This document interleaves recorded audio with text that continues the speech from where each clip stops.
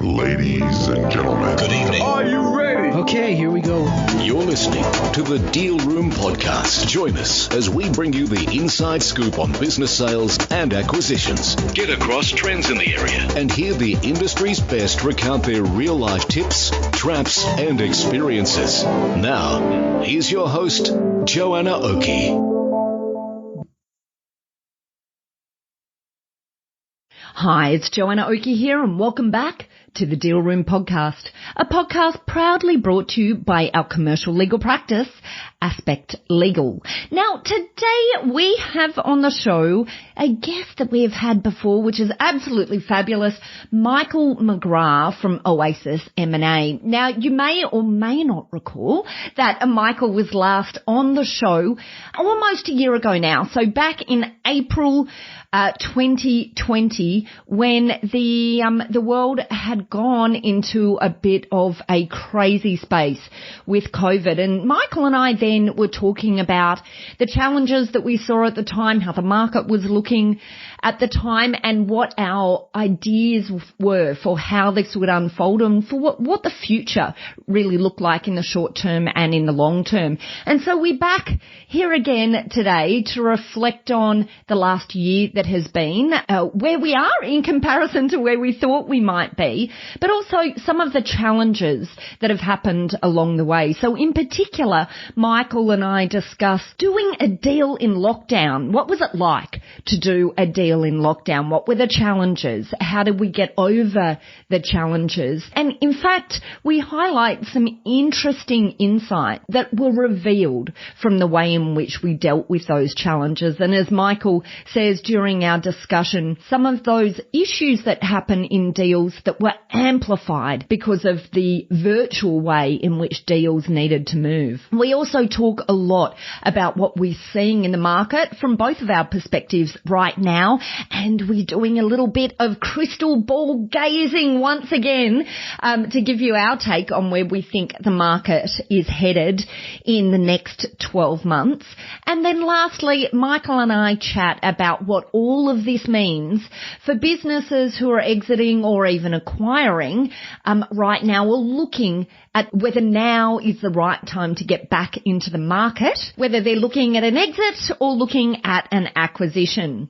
And look, Michael is very well placed to be my special guest in this discussion today, all about the market trends, looking forwards and looking backwards, because Mike has been in business since the age of 23, spending more than 25 years, that's a quarter of a decade, people, starting, building, buying and selling businesses. And Michael established the Oasis M&A Sydney office in 2009, and Oasis now advise shareholders of private companies around succession and exit strategies in the $3 million to $100 million enterprise value range. So buckle in, here we go with our discussion with Michael.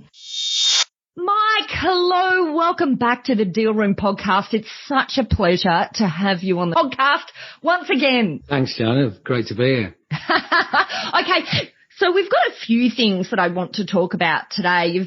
We've had an interesting discussion about the realities of you doing a deal in lockdown, and I really want to talk about that because I think it's really interesting to reflect on this very interesting period that we've been through. But then I would really like to chat to you about what we're both seeing in the market right now, because I think that's, looking backwards is super interesting, but also, where do we feel it's moving and what can businesses do moving forward, I guess. So that's where I'd like to take it today. But before we do that, how about we move back a little bit? The last time we had a discussion, I think, was when, the world had everything had gone mental. I think it was around about April last year. And, everything was in a really uncertain state. And at that point, the things that we were talking about were very different to what we'll be talking about today, which is fabulous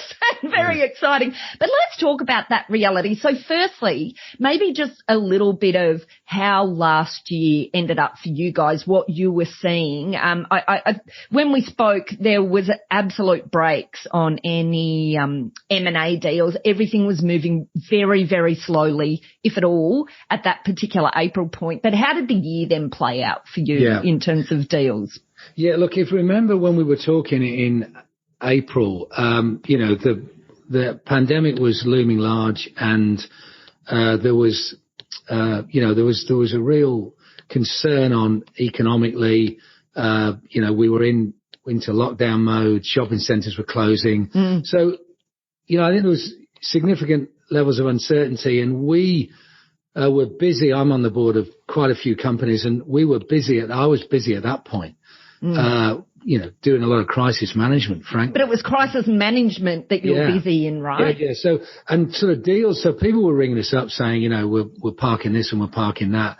We had one particular client, and I'll come on to the deal later, that was based in Victoria, and we sort of had a deal agreed with an overseas acquirer. And at that point, it was due to go into due diligence on the 1st of April. Towards the end of March, they said, look, we're going to park it. They wanted to spend a few months considering where they were. They're a sort of billion-dollar business with operations around the globe. They were making assessments. Everyone was really assessing, okay, how bad could this get and what do we need to do? And so that deal got parked, and they said, their finance lad said to me, look, let's reconvene in June and consider things again in July. See if we can pick it up in July. We want to do it. We like the business, blah, blah, blah, but we need some time. And so that was, and nothing got done by us in that quarter, transaction-wise. I mean, we just went in other directions, if you remember. So I think that, if you remember, you were quite optimistic. You were cautiously optimistic about the future. I was a little bit more, I don't see it like that.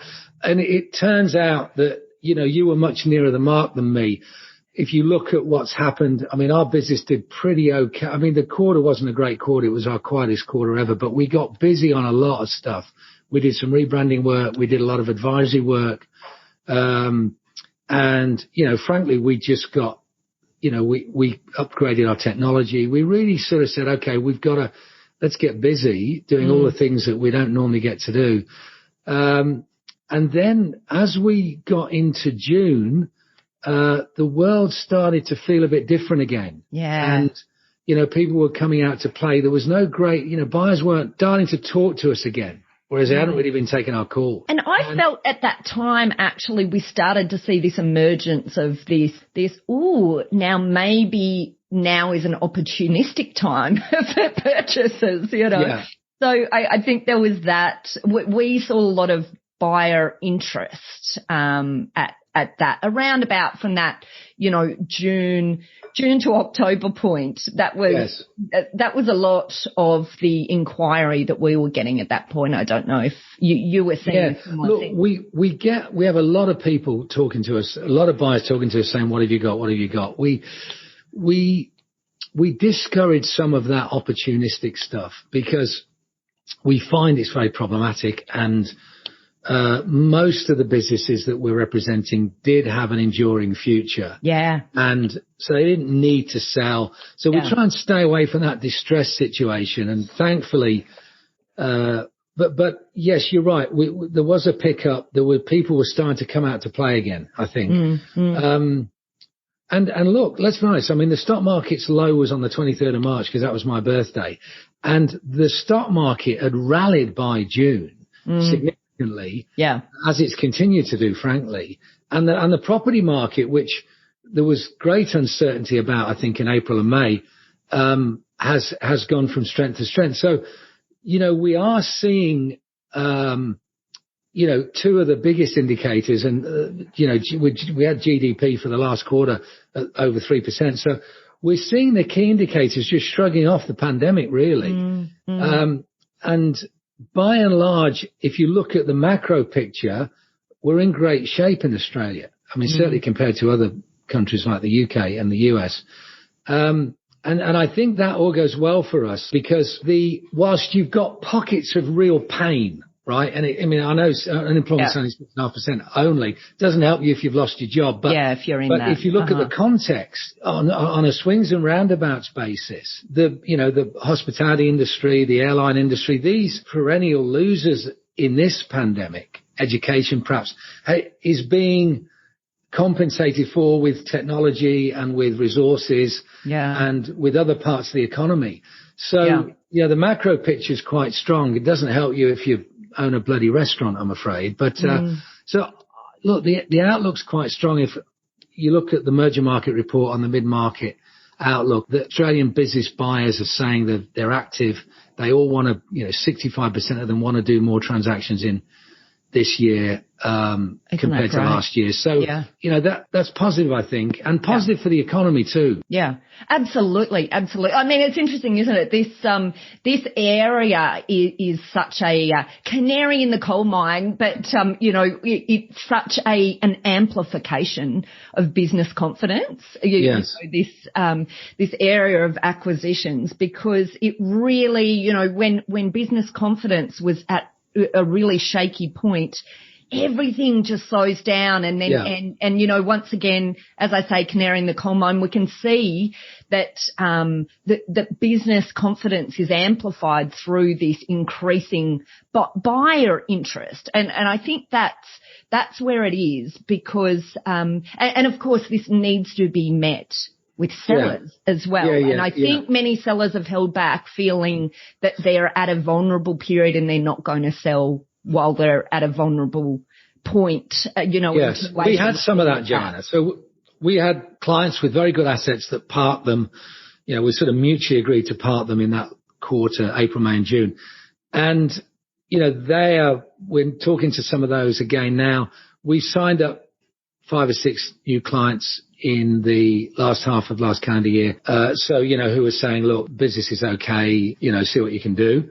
You need the vendors. Like, there's no point having the buyers and no vendors. So, but we are seeing the vendors re-enter the market, and I think we're going to have a good year. I mean, we could, you never know this early, but we could probably have our best year yet. Fingers crossed. Gosh, I tell you what, that's a positive outlook from you, Mark. I love it. No, look, I mean, we've got some really interesting things going on in transport. We've got things going on in food.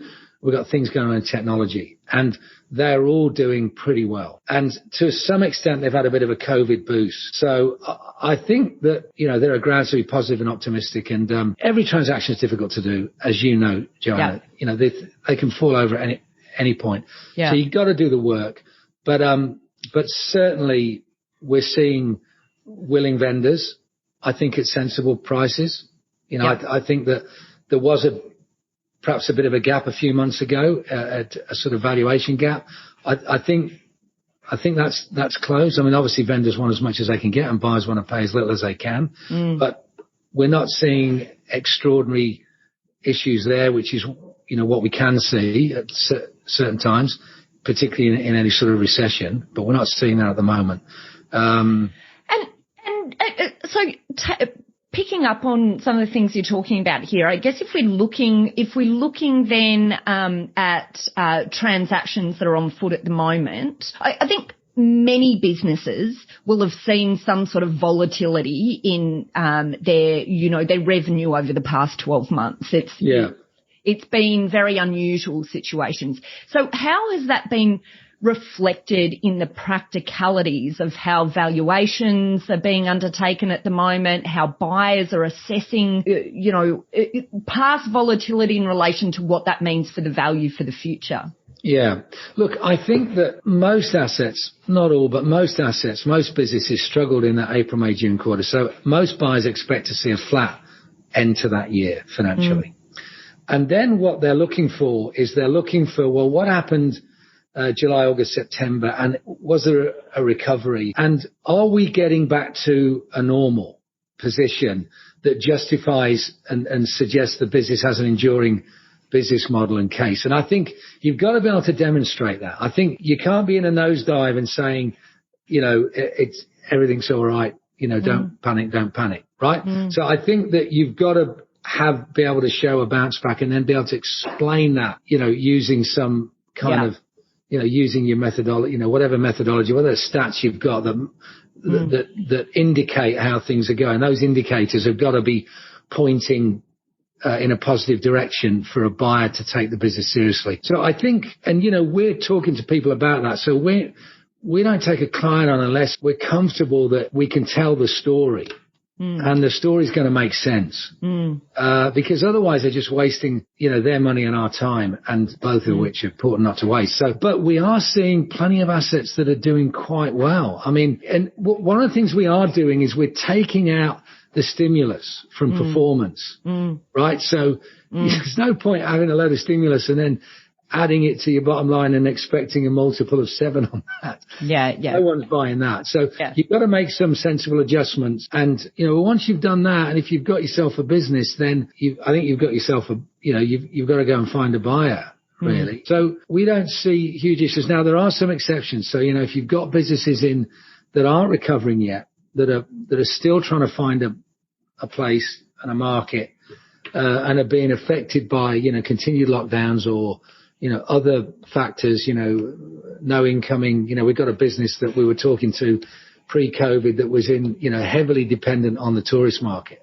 Yeah. Well, that's in all sorts of trouble. So businesses that are skewed to areas that are being affected, they need more time to reorganize, I think, Joanna. And I guess that's one thing that I've seen. Whilst I was very optimistic about the recovery and where we would be future facing, I was a little bit concerned about this cliff at the end of JobKeeper. But I noticed a lot of apprehension of business as a whole in terms of what it would look like at the end of that. But as we had the second and third tranche of JobKeeper, I've really seen that businesses, even businesses who are extremely heavily impacted, this tapering period seems to have given them the opportunity to pivot, to work out ways to, find other revenue sources, or to work through what it looks like at least at the end of that period. And I think that's had a positive impact on business confidence, but I personally also think that that's also had a really positive impact on our transactions as well, because they're, which is, as we said before, canary in the coal mine, it's linked to the business confidence. So I think it's been really interesting to watch this period unfold, hasn't it? Yeah. Look, I mean, on our advisory work, where I'm on the board of 11 or 12 private companies, they've all come through this remarkably well. Yeah.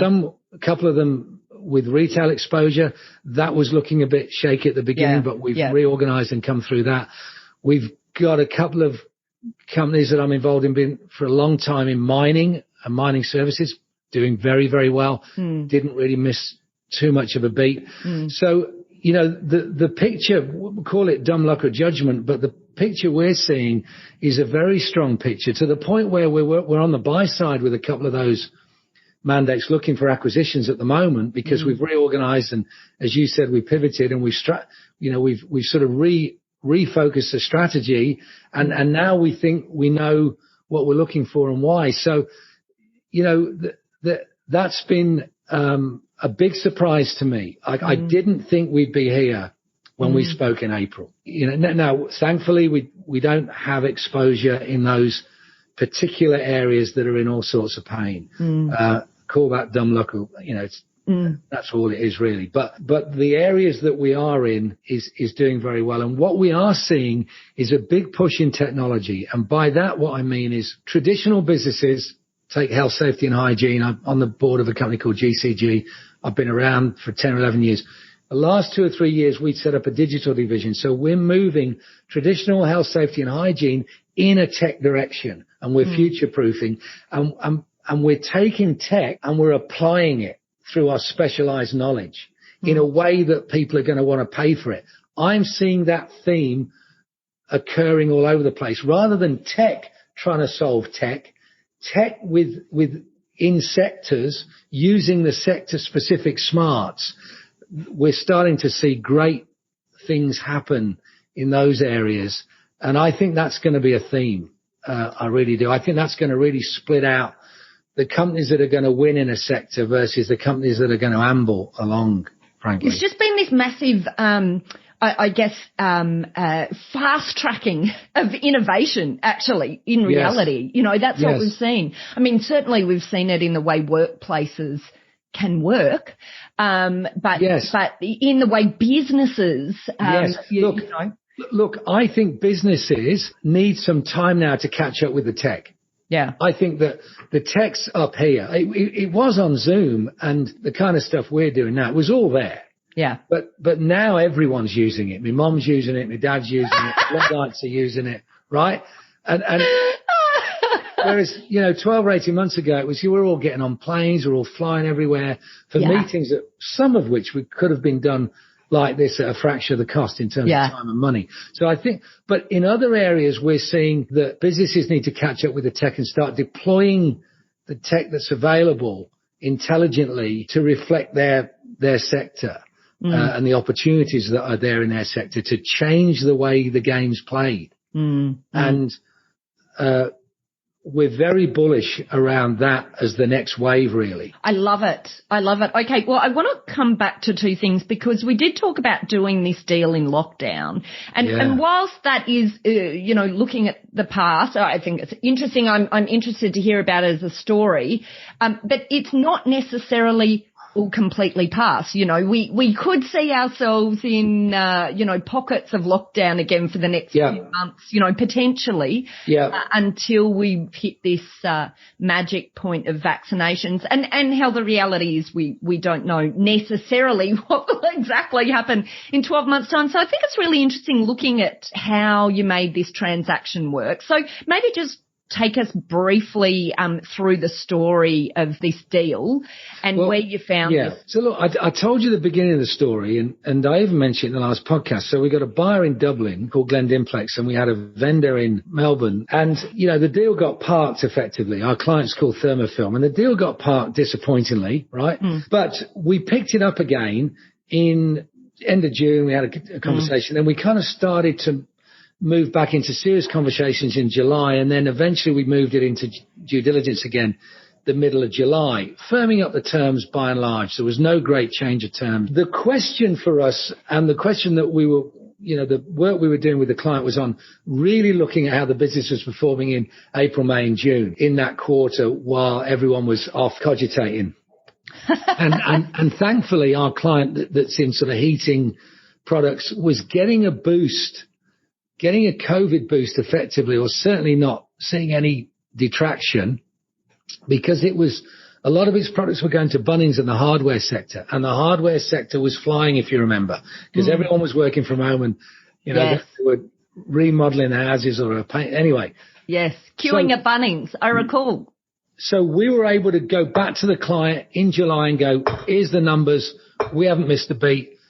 Is it on or is it off? So that was the context. Now, if they'd fallen off their numbers and the outlook was difficult, and that was going to be difficult, but in the circumstances, things looked okay. So we got back into due diligence, which was all being done remotely with Dublin at odd times of the day and night. We were using a data room, obviously.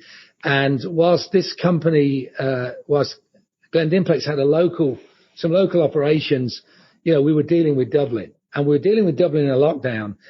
And then their financial controller resigned. And then we were dealing with a new deal champion. And then they started to get external. So the whole thing became, normally that kind of exercise might be 3 months for us. We've got to hustle everyone to get it done in 3 months. But generally we can get a deal done in 3 months with an overseas acquirer. In this case, it was close on 6 months. I think it was the 21st of December. So there was an extra couple of months of agony, and I would say the remoteness of it all did not help. There was misunderstandings, there were miscommunications. We were kind of trying to rescue things regularly, my colleague Warwick and I. But not uncharacteristic of many deals. They often try and fall over, and it's up to us, the advisors, to. It's up to advisors. Hang on with Grim. So what we need to do is appeal to common sense and appeal to the drivers for the transaction, the reasons why we're at this stage. And we had to do that several times. And anyway, eventually, deal done at 1:30 a.m. on the 21st of December. Wow, right down to the line. I love it. And look, a good outcome for everyone, client happy. I think the terms are fair and certainly satisfactory. The buyer's very happy. I think there'll be a good owner of this asset. The client's retained a percentage of the business and they're going to crack on for another couple of years. And with the help of the acquirer are going to expand the business. And, that's already taking place. I mean, during due diligence, there were orders coming in from, there was quite a lot of goodwill flowing. So in the end, I think it was a good outcome. So reflecting on that experience now, would you say that there's anything that you would take forward as something that can be looked at in this sort of situation, well, I guess let's step back one step. Let's say, so what were the main challenges that you think created the deal to slow down because everyone was in lockdown? What were those elements? Look, you've generally got a team of advisors on each side. So you've got the buyers themselves, the company and the major shareholders. Normally you want a deal champion in there somewhere. Yeah. So with good relationships and the client, more to the point, had good relationships at that level, Joanna. And then you've got the client's advisors internally, the finance, the CFO. And then you've got the external advisors that they bring in, right? Some of them based in Dublin, in this case, some of them local. And, and then we've got our team. So there's us as the corporate advisors on the commercial side. Then we're dealing with the lawyers down in Melbourne. We're dealing with the client and we're dealing with, multiple shareholders. We've got 3 shareholders we're dealing with. So that is like herding cats. Frankly. And at the best of times. At the best of times. Even in good times. Yeah. And so, look, Janet, you run a very successful legal practice and I'm sure you're a very good lawyer, but lawyers, where it gets difficult for us is where the lawyers get a bit of overreach. So they move from legal advice to commercial advice and that generally everything starts going south when that happens, right? So we're constantly working closely with the legal team to get everyone aligned and so we're intervening where it's commercial and we're going back to the vendor and we're sorting something out. And so that is a challenge. That's a feature of doing a deal. And so we put enormous effort into this with the lawyers and Warwick, my colleague, who doesn't practice as a lawyer, but he's a practicing attorney, but, we're not lawyers. Bush we lawyers. don't think we'd ever worked harder on a deal than we did on this one in DD to keep it on track. And it was complicated. And the lesson for us is that we're going to get more involved in that area, I think, and we're going to set it up and frame it from the beginning, both in terms of the advisors on the other side, because I had to intervene a few times and sort them out. Because they're doing the same thing. They're getting into overreach. So the lesson for us is our relationship with the actual buyer. We then introduce the client to the buyer, make sure that relationship's strong because people do deals with people. So that when it gets off, we can go back to people do deals with people, right? Because you are going to get these issues where, one set of advisors thinks it's one thing and another set thinks it's another and never the twain shall meet. And then people have got to take a view. Yeah. And that's our job really is cajoling that and then getting back to first principles. I don't know if that helps, but, And I think the challenges, when we're taking that as the concept of one of the issues, and I certainly think that communication piece between all the parties can create a lot of issues.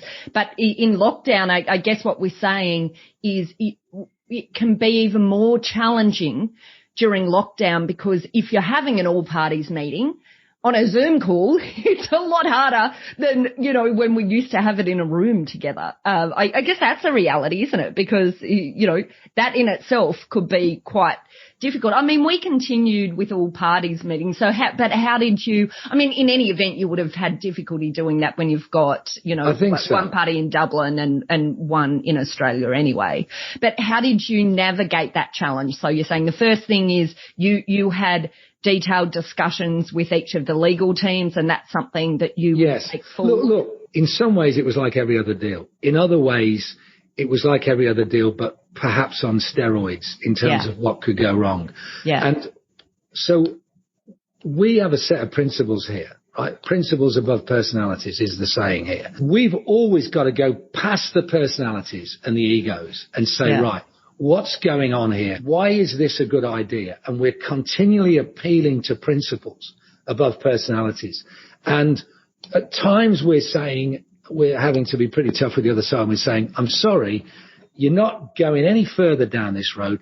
Take a view, right? Yeah. Because, these guys hired one of the big four, that they can be a complete pain in the arse at times.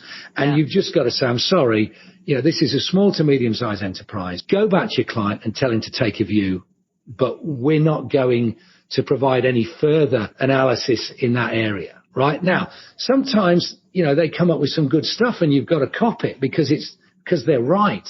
But other times they're trying to make a name for themselves. And I think there was a little bit of that here. And so we were having to decide what's a deal breaker and what isn't, the client has to take a view at some point and so does the other side. Yeah. Nothing, you're not going to win everything. You're not going to win on everything, no matter who you are. Yeah. So that's really our job is, what are the principles? Let's put principles above personalities and let's keep appealing to, we're working for the client. What's in the client's best interest here? And, let's have a conversation. And so part of that for us is deciding when to escalate something. So what do we got to thrash out and what do we escalate?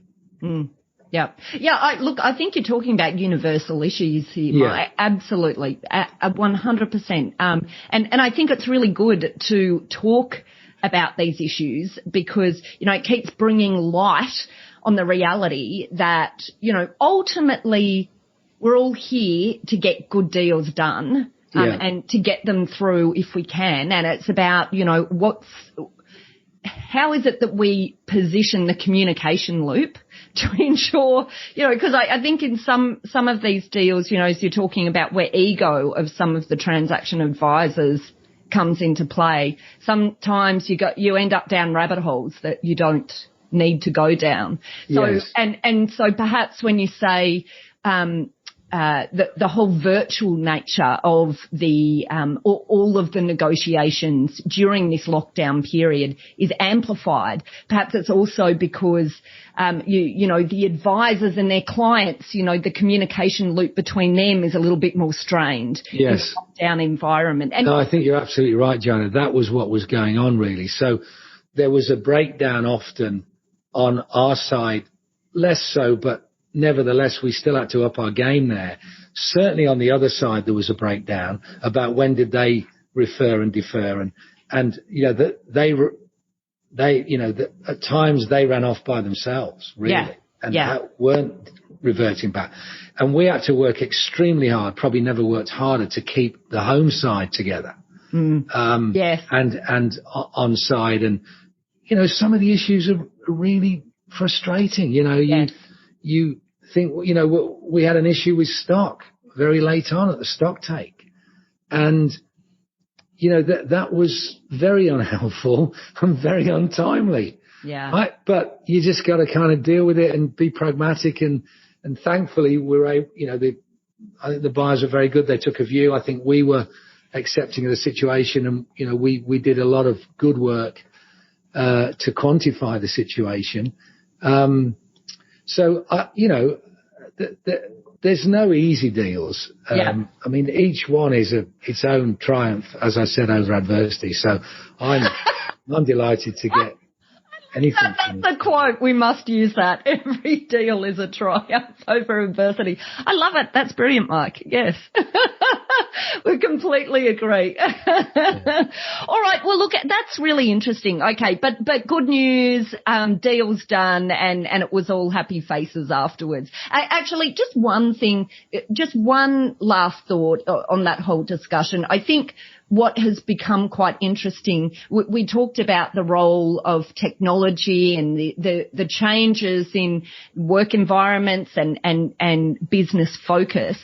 And a lot of this has been on the ability for us to use technology rather than face to face. But the one the one thing that I think is super interesting in what we're talking about right now is actually there is a lot of power as well in getting people together in the same room. Like actually getting all of the parties together creates this, often can create an energy that can help resolve some of these issues that come up throughout a transaction. And I guess that is the one thing that sometimes falls by the side a bit with, with Zoom that we've had to use in replacement for actual bodies within a room, which is, something interesting to contemplate. Yes. I guess. Look, you're right, Joanna. So, an example of that is we do quite a lot of strategy work, and we kind of sort of, particularly where we're on the board. So we're looking at that annually, or perhaps even every 6 months, but certainly annually we're doing a review. And that work is so difficult to do remotely, right? And we've done a lot of it remotely. And there's a lack of energy and a lack of creativity in that. And, I've got a client in Queensland that I've only been up once. They opened the board. I've been up twice in the last 9 months. And it's just too difficult. There's too much going on there not to be amongst it. And so that's been difficult. And I'm looking forward to getting up there a bit more often. And I mentioned GCG, the Green Consulting Group earlier, the health and hygiene guys. And, I was at the last board meeting saying, let's see if we can get together as a group, no matter where it is, in maybe March time or April time, if it's COVID permitting. So you're right. Technology has been really helpful to keep things going, but it has its limitations. And I don't think we're going to be rushing back to board, monthly board meetings face to face every meeting. But I do think we are going to need to get together and find ways to get together. Connection still has a role, and isn't that nice? No doubt. Particularly if you're trying to be creative and you're trying to come up with silly ideas to get a good idea. It's probably a little bit limiting online. And then back to the transaction space, it also, I think it has this strong value in helping create this environment of greater trust, because ultimately at the end of the day, when we have issues in the deal, I think mostly it comes down to a layer of trust as well, and that's where when the communication runs awry, we can see these different relationships of advisors perhaps stepping a little bit too far and then eroding maybe this relationship of trust between the parties. So yes, I mean, we've got a couple of deals in due diligence at the moment. One's interstate, which has been a bit problematic with borders opening and closing, but we finally got there. But it's taking longer, I think, because of that. We've got another deal in due diligence where we've got two Victorian businesses much more closer geographically, and there's been much more contact there. And I mean, we're in early DD, but I think that's going to be helpful in getting that, keeping that on track. Time will tell, of course. I mean, we're still in the populating the data rooms phase, but already there's been a lunch, already there's been contact, which very, very helpful, because people do deals with people. And that's it. Trust is built. It's hard to build trust any other way than spending a bit of time with someone. Yeah.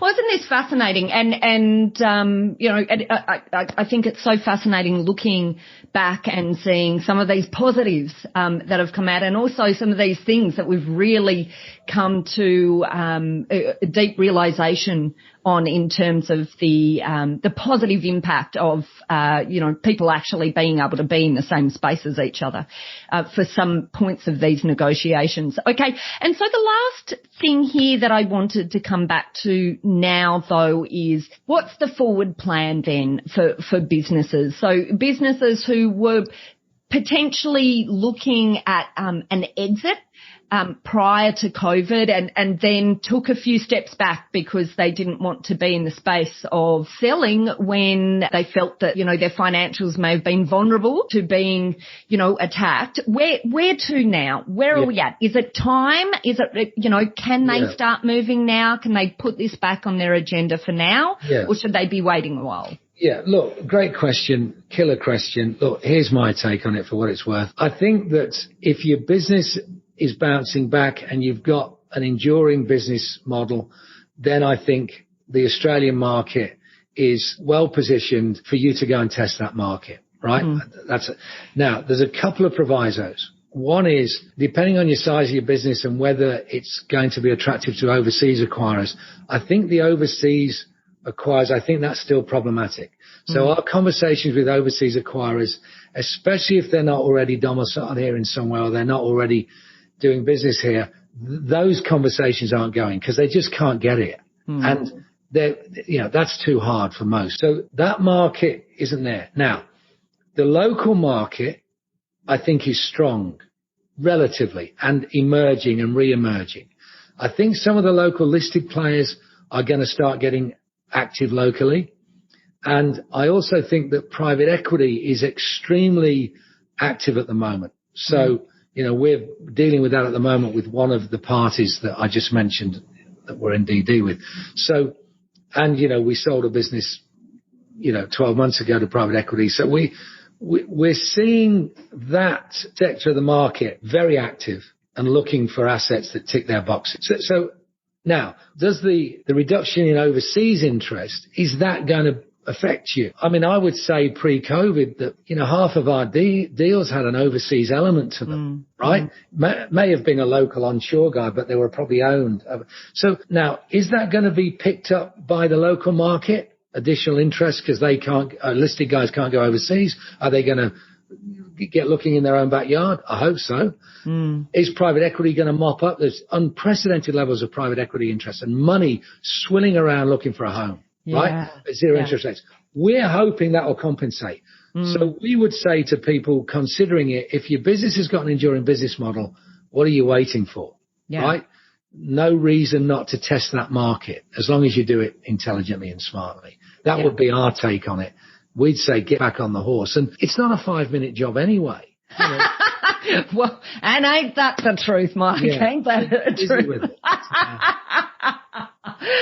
Oh, look, I love it, Mike. I think we've traversed some very interesting topics here. I certainly am glad to see where we are now in comparison to where we were in April, where we last spoke. As notwithstanding that I was optimistic, we're certainly in a far better place right now than we were back then. Not us personally, but the businesses, our clients, and just because back in March we had a number of deals that were still rolling along and some of those, did continue to completion, but many of them paused, and some fell away.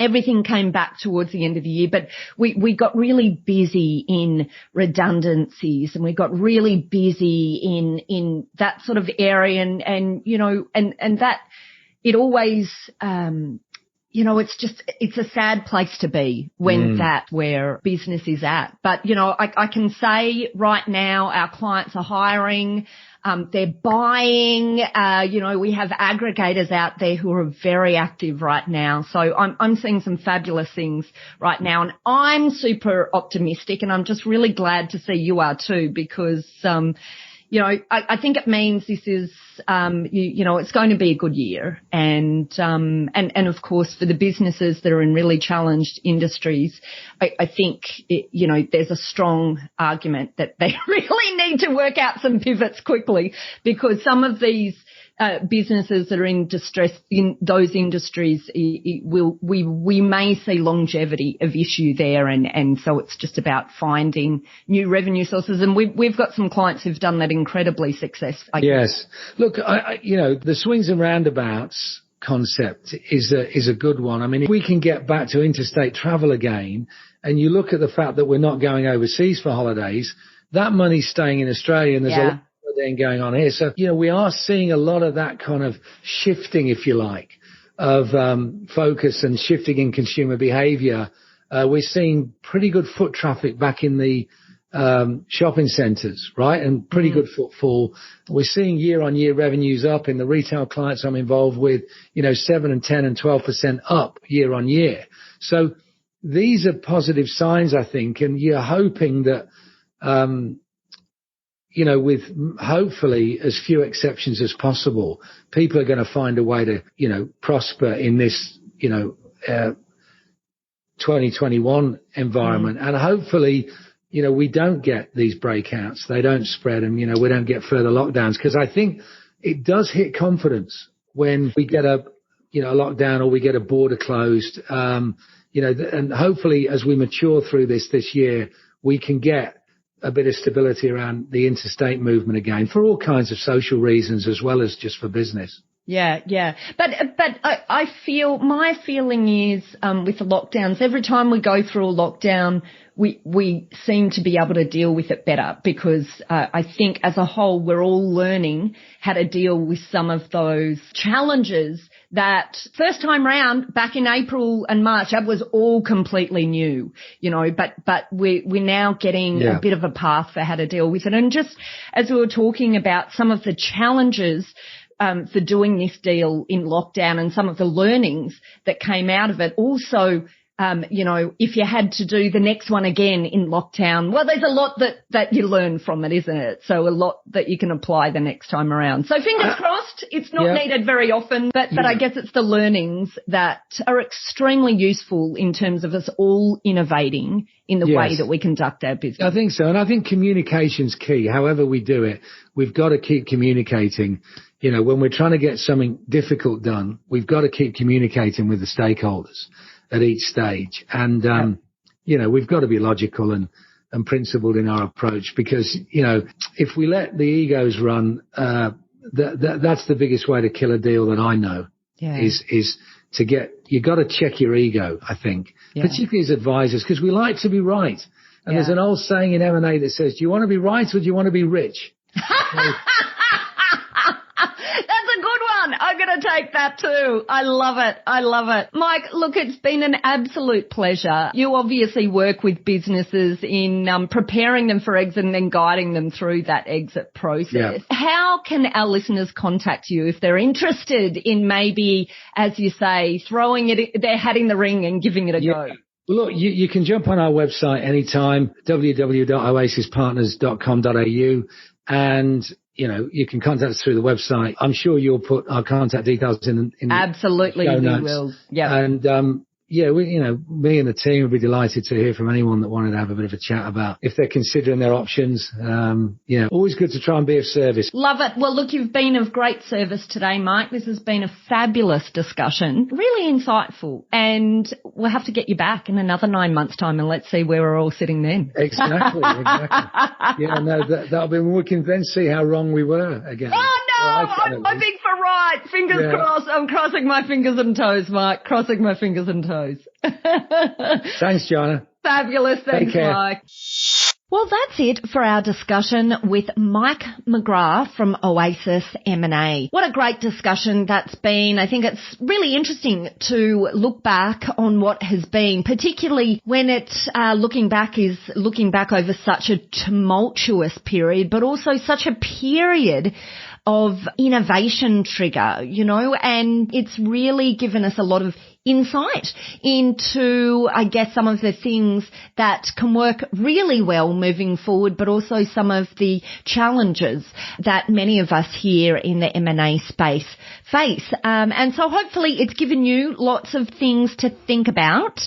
Certainly it has for me. And look, if you are one of these people who just want more information on all of this, well then just head over to our website at thedealroompodcast.com.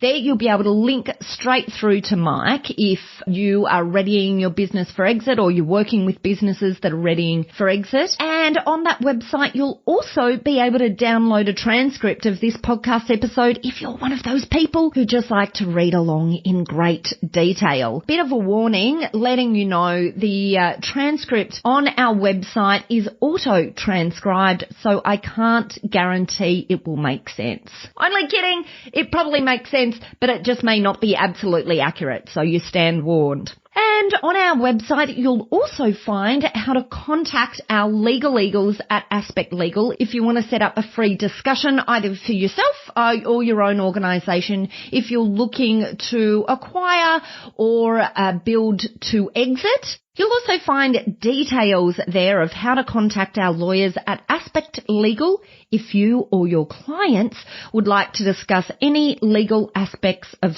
sales or acquisitions. Of course, we've got a number of great services that can help businesses either prepare for an acquisition or an exit or help guide them through the whole transaction itself. We work with clients both big and small and have different types of services depending on size and complexity, so don't hesitate to book an appointment with one of our legal eagles through that website. And finally, if you enjoyed what you heard today, then I'd be ever so grateful if you popped over to your podcast player and number one, first hit that subscribe button, and number two, maybe leave us a review. It's so fabulous when I hear from our listeners. In fact, I talk almost on a daily basis to people who say they're listening into the podcast, enjoying the content, and I'm always really interested to hear what you want to hear more of. But those reviews are always super helpful for us in extending our reach to other people who might find this sort of listening interesting. Well, that's it. Thanks again for listening in. You have, of course, been listening to Joanna Oakey and the Deal Room Podcast, a podcast very proudly brought to you by our commercial legal practice, Aspect Legal. See you next time.